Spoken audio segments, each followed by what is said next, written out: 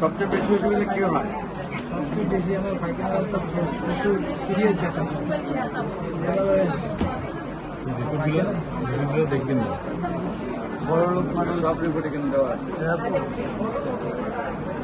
যা আছে এখানে আছে। স্যাররা লিখেছে আমার কাছে পাঠাচ্ছে।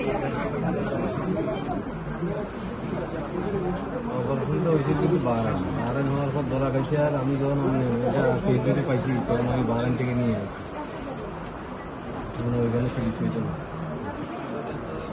আমাকে টাইম আর কোথায় ধরে হবে দিই। প্রচুর পরিমাণে গিয়েছে।